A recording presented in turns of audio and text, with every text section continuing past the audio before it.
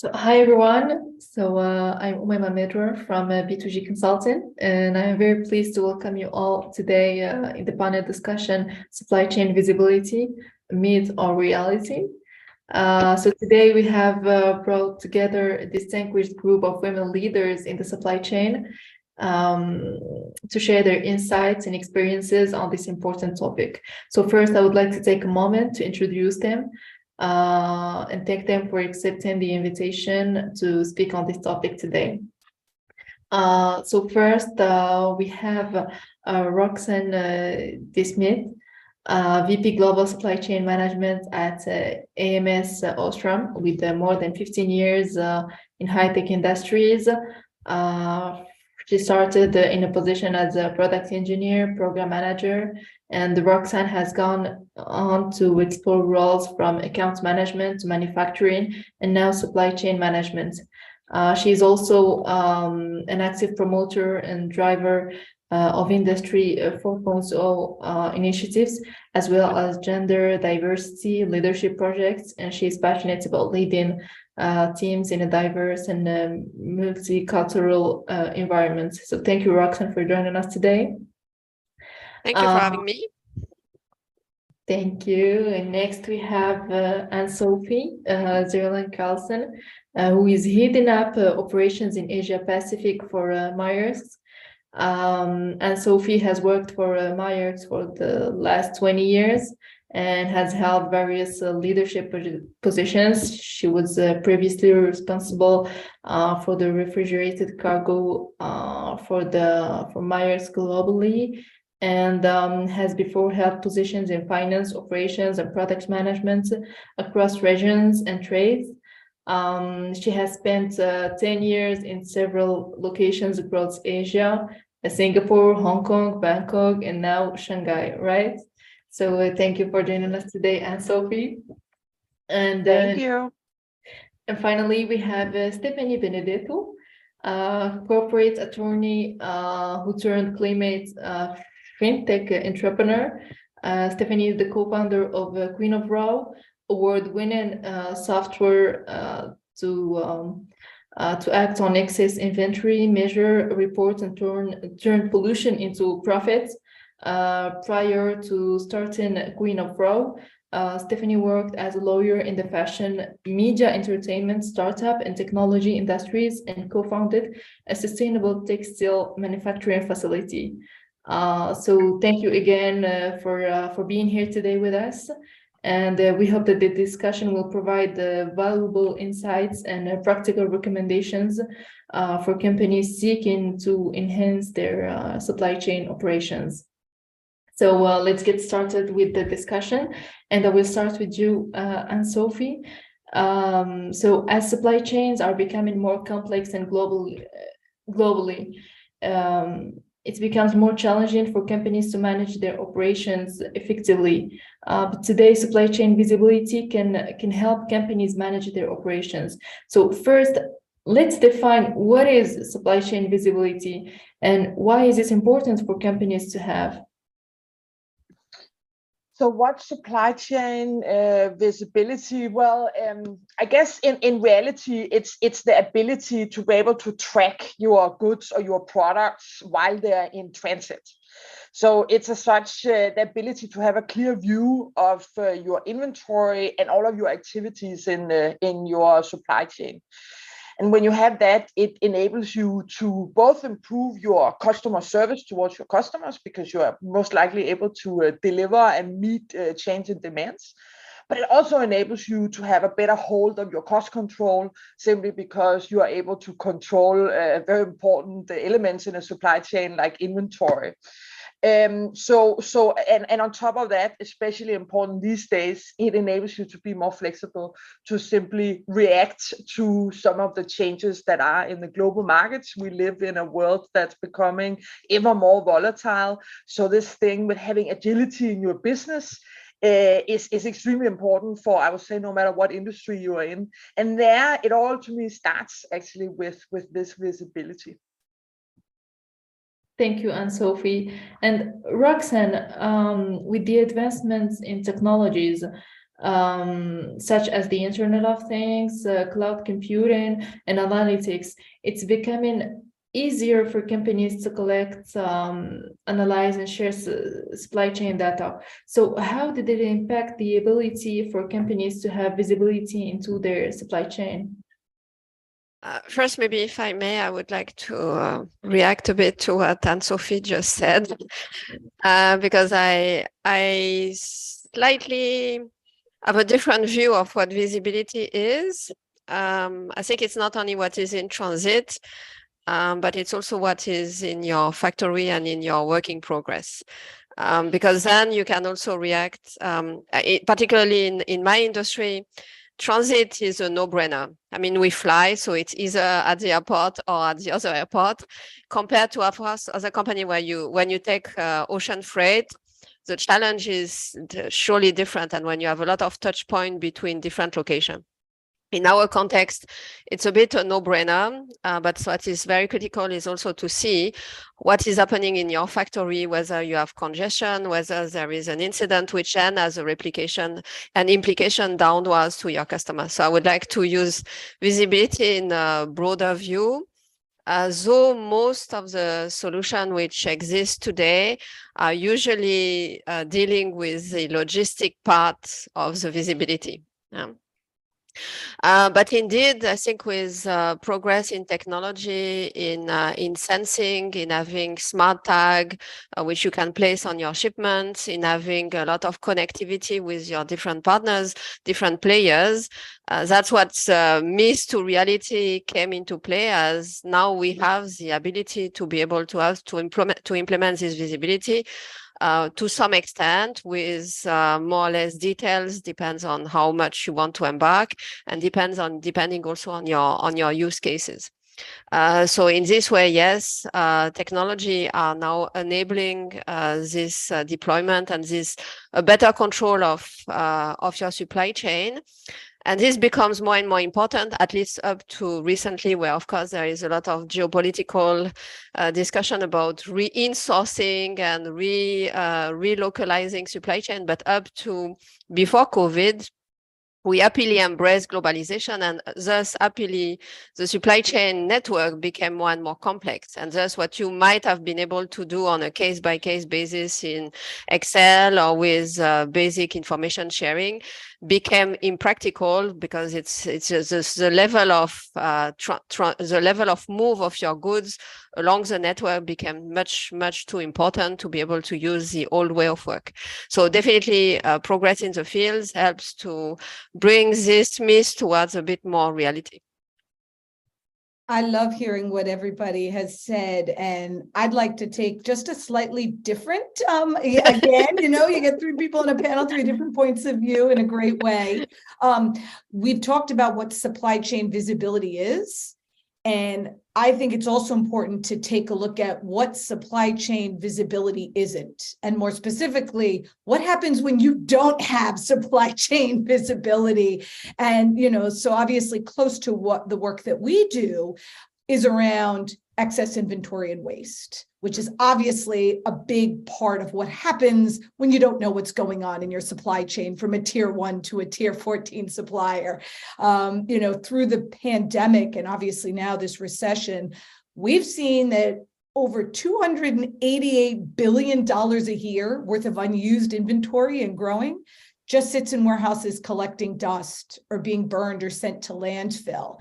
And of course, at that problem, it's certainly bad for people and planet, but it's also really bad for businesses' profit. This is a CFO issue. And so the need and the urgency is now more than ever to have visibility to fix those problems today, to survive, but then also do better tomorrow and thrive. And so, yeah, I think technology obviously is a big piece of how we find a problem. You solve it today and figure out how to minimize and avoid that problem tomorrow. And that is, of course, leveraging, as we just described, things like blockchain, things like machine learning. There are all these great tools, but at the end of the day, it's about the result. It's about how we've done better for people, for planet, and for profit, for businesses. Yeah, and Stephanie, I mean, yes, this is all good, but what are the challenges when the companies can face when trying to achieve the sustainable chain, supply chain visibility? When you hear supply chain visibility, I think, and sustainability, a lot of people, businesses immediately think that it's going to be very costly, right? Mm-hmm. And that it requires them to have end-to-end transparency and to know everything going on in their supply chain from farm to finished good to end of life and around again. And that is an incredible goal. And companies have made big, bold commitments by 2025, 2030 to achieve that supply chain visibility and transparency end to end. But where do you go and what do you do on day one? How do you not get stuck in the mud, right? In trying to achieve this bold objective. And I think a big challenge when they think about it, especially through a pandemic and a recession, is how am I going to find the money in order to innovate and have more visibility in my supply chain? And the good news is that if we're building our technology and our business models right, we're actually going to be able to help companies save and make money, right, while being more visible and doing good. With our solution, you can find the waste and the excess inventory that's sitting in your supply chain and take action with a click. Reuse it, resell it, recycle it, donate it, free up warehouse space, save and make money. Great. And then you can take the money that you've saved and made and put it back into doing good work in your supply chain. Then you can pay your workers more, adopt more innovations for supply chain visibility and more transparency. You can use more innovative, sustainable materials. And you can do it without your CapEx expenditure going up, right? So how do you say no to that? And I think that's really where we need to orient the conversation as we think about where to start and how to grow up and down the supply chain with true visibility. I think money is always one topic, as you need to invest in solution to be able to manage the visibility. But it's not only this, it's also the readiness of your partner within the network. Because you can be very advanced, but you can also work along the chain with some very small supplier, where if you start to tell them about EDI and connectivity, they will look at you with big eyes and don't really know what to do. So I think we have those solutions which to implement visibility should also be flexible enough or adaptable enough that you can get everybody on board, smaller, bigger, more capable of automation, less capable of automation. Otherwise, you will always only get a piece, and maybe a piece is already good. So I think we should be talking about roadmap and having ambitious goal, but find a way how we achieve those goals step by step with pilot, with those who are more advanced. But along the way, we have also to recognize that we are usually playing with a full bunch of different suppliers, different customers as well, who have different capability in terms of implementing technology solution. And that also needs to be taken into consideration when we talk about end-to-end visibility and how to turn it into actionable intelligence and driving results, as Stephanie was mentioning. Okay, and in order to do this, can you just provide an example of a company that has successfully implemented supply chain visibility and what impact it had on their operations? Okay, which company I could say, so I don't study those things so clearly, so it's a bit, and I hope maybe the other participants have name to provide. What I can say is company I was working for before embarked into a big vision of managing the supply chain as a global virtual factory. With the idea to be able to track and trace your goods within the factory, whether it was your internal site, your external site, and across the network. And this, so they embark in such a so we embark at that time in such a big project, selected a platform, deploy the platform together with our different manufacturing partners, suppliers.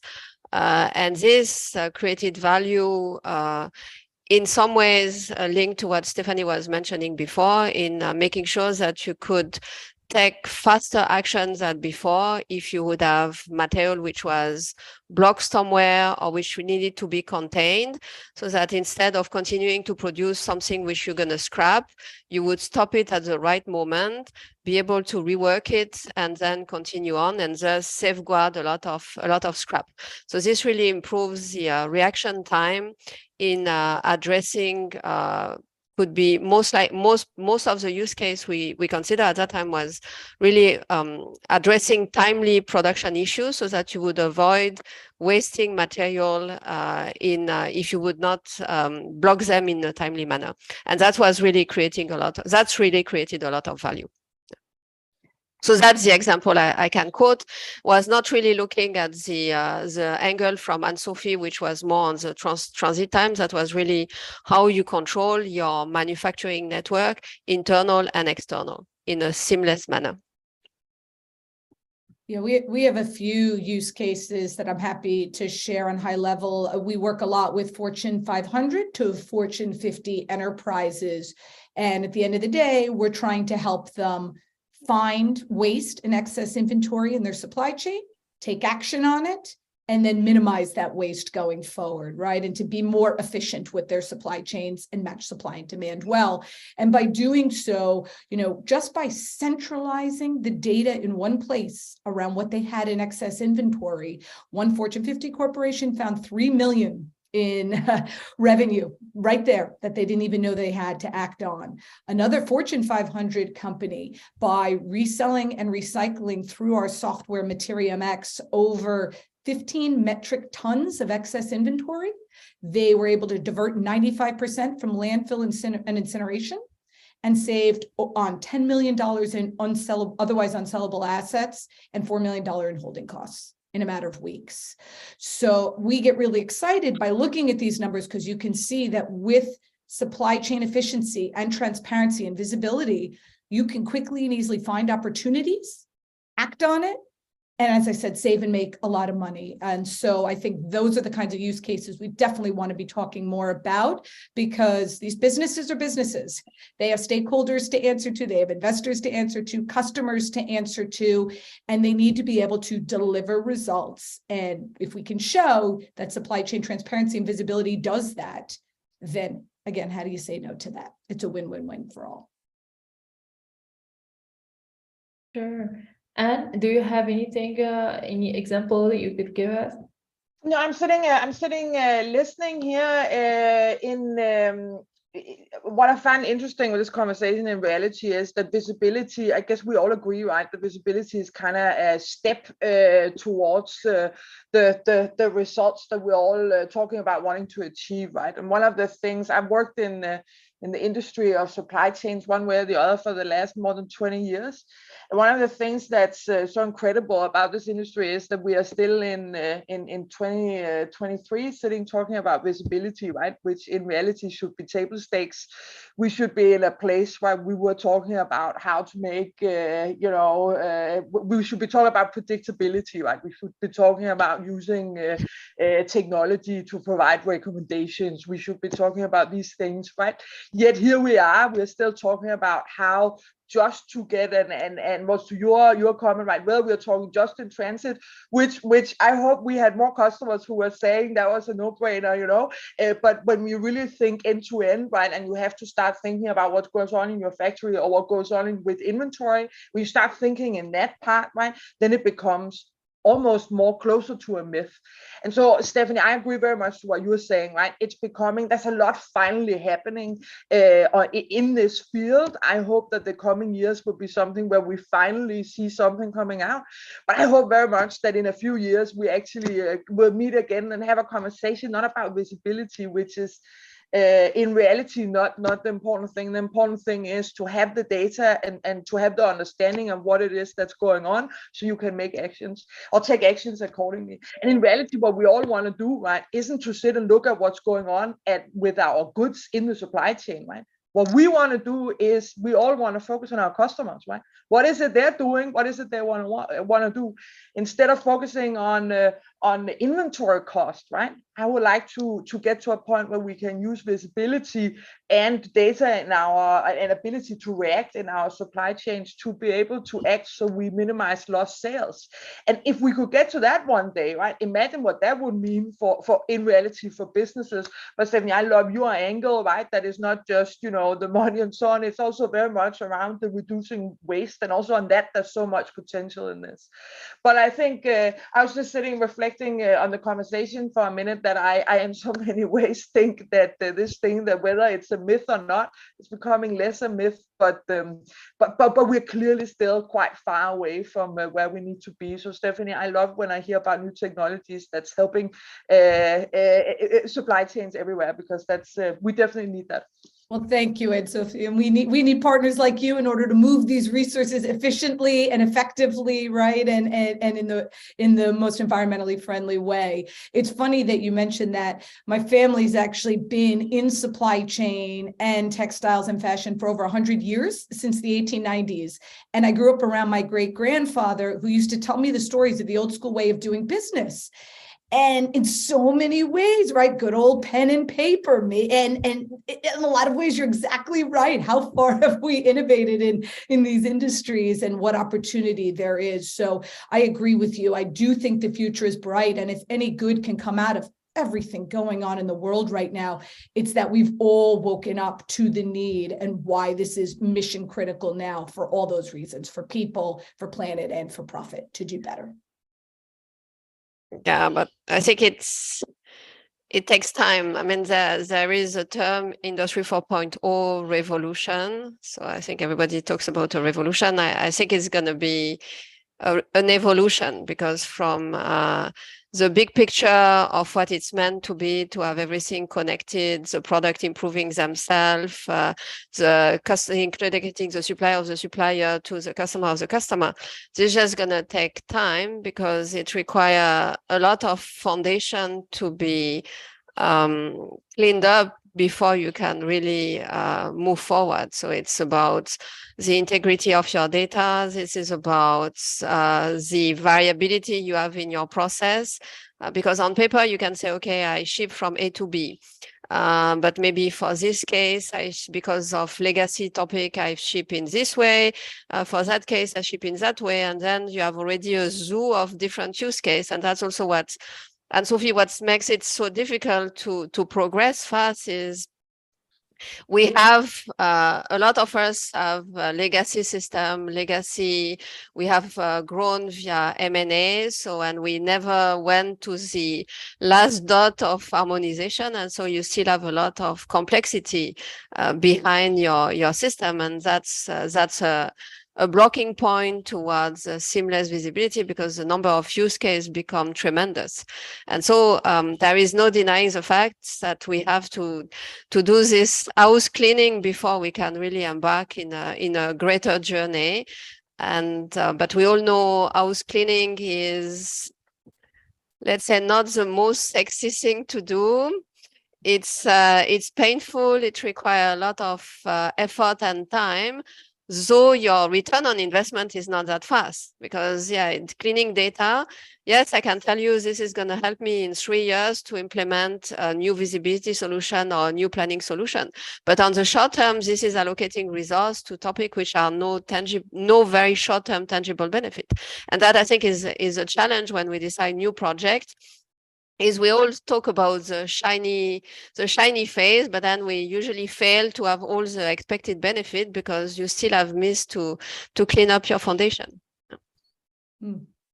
Yeah, I fully agree to that. And then I also guess it doesn't necessarily help, right, that any company who is you don't have to be global, just in a few countries, right? Then very quickly you most likely need to have a lot of different partners, right? I mean this thing with the fragmentation of the logistics industry, right? It doesn't make it easier. And by the way, also an industry that's riddled with legacy systems, as what you're talking about, right? So I fully agree that's these two things coming together just makes, it's legacy on top of legacy, which definitely doesn't make this easier.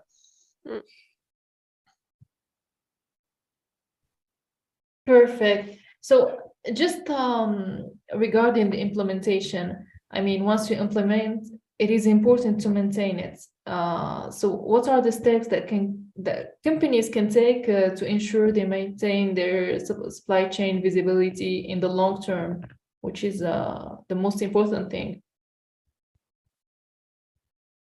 Well, with the way that, we've architected our solution, it is a SaaS software-based solution. And if we've done our job right, which we believe we have, we're meeting the enterprise companies where they are. We start with the data that they know and continue to clean up, as we were talking about, and refine that data and add to the data. And then starting on day one with us, they can start to take action on this stuff, right? And do better tomorrow. And as we continue to evolve time over time and they continue to drive and see the ROI go up, they continue to add opportunities through our solution. And we give them the best in class, obviously always updated latest systems. So we try to continue to meet the companies where they are today while delivering additional services, additional tools and value tomorrow so that we can truly grow with the company and be the first step all the way through to the last step in their journey towards supply chain transparency, efficiency, and visibility. And hopefully they don't have to do too much on their end to change what they're currently doing in order to adopt our solution. That's our goal, to make it quick and easy and integrated into their existing business practices. One of the first things we did to that question we were talking about, how you get clean data and how you start to see and centralize what's going on. One of the first partnerships we had was with SAP. We partnered with them and did an integration so that we could quickly and easily tap into an enterprise's supply chain, find excess inventory and unused inventory and waste streams in their supply chain, and then take over and take action on it. And even just that is just one example. Now add different integrations and different touch points into a business across departments and across the world from a tier 1 to a tier 14 supplier, then you really can start to centralize, aggregate, and clean things up. But to me, it's all about starting on day one with a very clear goal and with a very specific finite set of data, acting on it, saving and making money and growing from there. Okay, perfect. Do you have anything to add, Roxane or Anne-Sophie? No, I mean, once you've committed to either one solution and you've seen the benefits, there is no holding back. So just need to keep the discipline to make sure that you have, so if you have new use case, you integrate your new use case into the whichever solution you are using. Continue to review and revisit your data regularly. Usually, like I said before, it's never going to be a big bang. So you start small, you put a roadmap together, then you follow according to your roadmap till you have completed your network, and then maybe new player come into play. So you have a new factory, you have a new touch point, a new logistics service provider. So you continue to go along and also to work with a partner with supplying the solution for further enhancement, because you might also have new perspective or new ideas as of what you would like to track. So I think it's if it's a commitment or one of the key pillars for your supply chain, there is no reason you would drop the ball midway through, because that would be a huge waste of energy, and we usually don't do that. Yeah. And it's a competitive advantage, right? I mean, if businesses do this and they do it right, that is part of their moat and getting ahead and innovating beyond competitors in what can be a very crowded space. We kind of found that was the case when there was this book called Transformative Markets that was written by a man named Robert Lutke, and he analyzed at Georgetown, he ran an algorithm, and he analyzed companies that were out there innovating, achieving supply chain transparency, visibility, and sustainability, and were truly transforming markets from 2018 to the present. And he called me up because for some reason, we ranked really high in terms of trustworthiness over amazing companies like Coca-Cola and Google. And he said, who are you and what are you doing? And when we asked him, how is this that we were ranking so trustworthy on this scale? And he said, there are a couple of reasons of why this is a competitive advantage for you and for other businesses.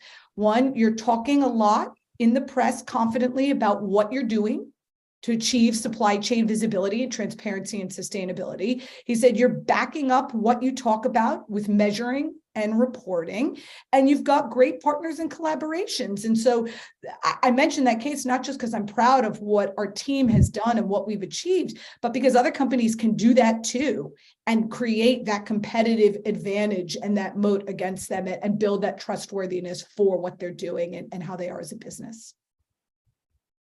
And speaking of collaborations and how can companies actually improve their supply chain visibility through collaboration and communication with their suppliers and with their partners? One of the first things that we did was wanted to work. Obviously, this is an international issue. It's a national issue. It's a local issue when you're talking about supply chains and their complexity. And we formed right before the pandemic, the New York Circular City Initiative. It was with H&M, Unilever, Cisco, Goldman Sachs, the Elle MacArthur Foundation, TerraCycle, and a bunch of companies. And we wrote a white paper showing, by collaborating together with for-profits, non-for-profits, New York City government, not just what kind of laws should change in the future to make New York City circular and its supply chains more transparent and visible in the coming years, but the white paper also showed how many good jobs could be created and how much money could be saved and made by New York City doing this. And it had great case studies, a lot looking at Europe and its regulatory regime, but that we could adopt here in order to achieve that. And I thought that was a really unique position to take, that by collaborating with non-for-profits, for-profits, government, startups, we could achieve this supply chain visibility, transparency, and circularity at a city level, at a state level, at a national, international level, and also save and make the city, the state, the government a lot of money and jobs. So I think that's a unique way to think about collaborations, bringing those cross-industry stakeholders together and driving the ROI for everyone across people, planet, and profit. Thank you, Stephanie. And Sophie, so how does supply chain visibility actually impact the company's ability to respond to disruptions and unexpected events?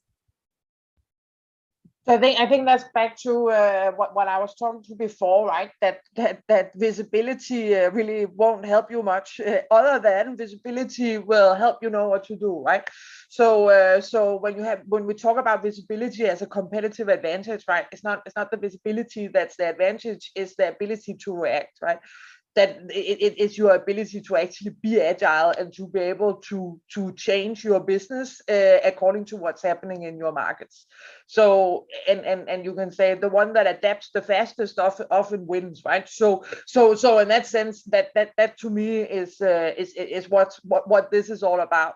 It is simply having a clear understanding of your business end to end, you can say, and we can talk about in difficult times again that it's about cost management, cost control, but in reality for me it's much more about the customer being able to actually be able to react to customer demands, and on top of that, Stephanie, again, back to your story around reducing waste, right? So that we lift up not just to be about profits, but also being about actually doing the right thing for our planets. But so visibility on its own, not really important. It's about being able to take action on the visibility that you have.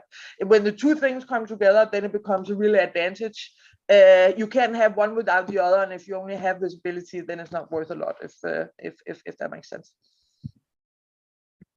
Yeah, sure, perfect. And what role do government regulations and the industry standards play in terms of this visibility?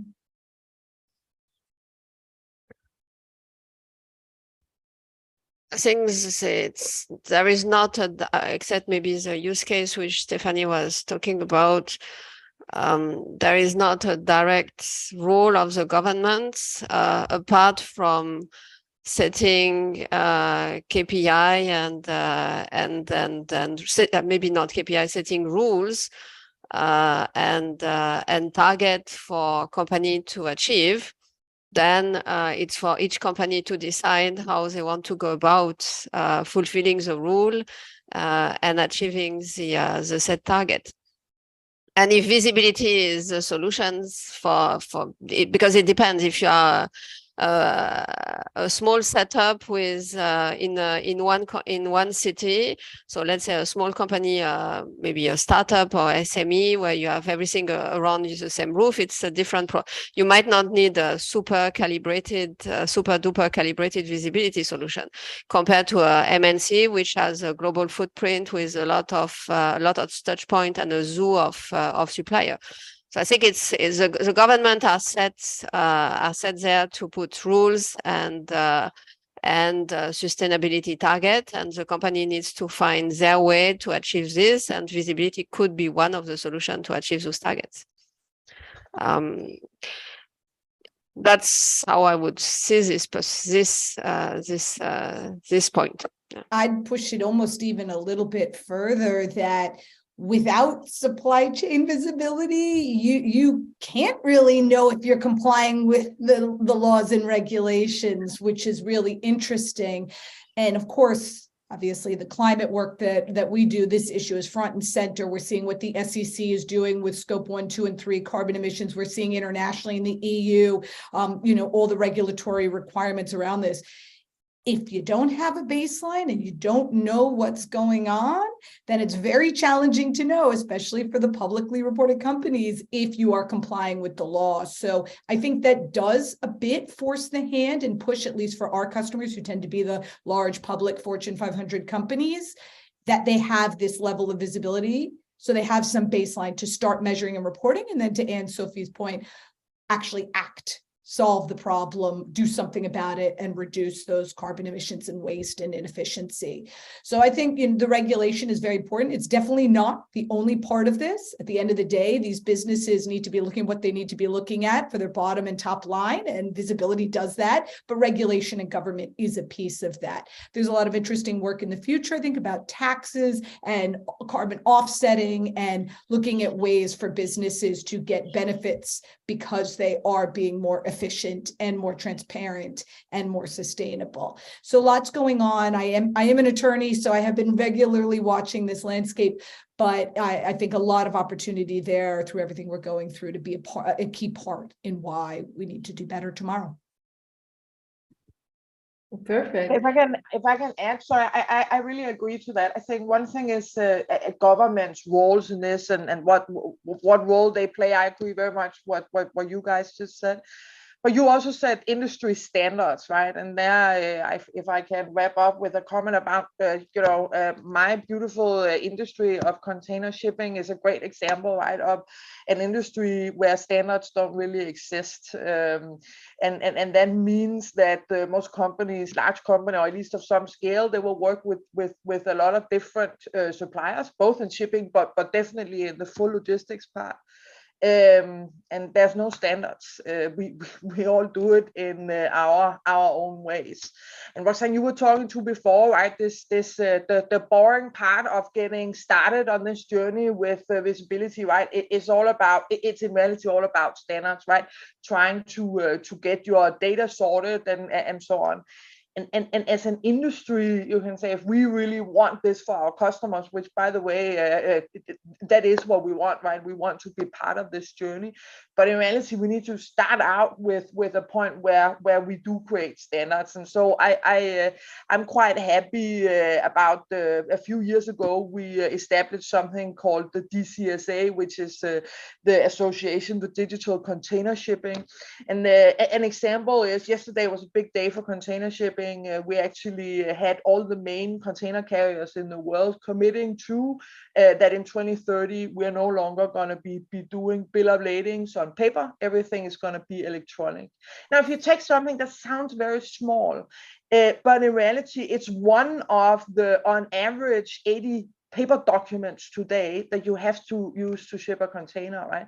So the more of this we can help digitize, the easier it will become for all of our customers to start actually building that into their visibilities. And that's just one tiny bit of it, right? It's back to this complexity because of the enormous amount of operators that a company needs to deal with today in their supply chain.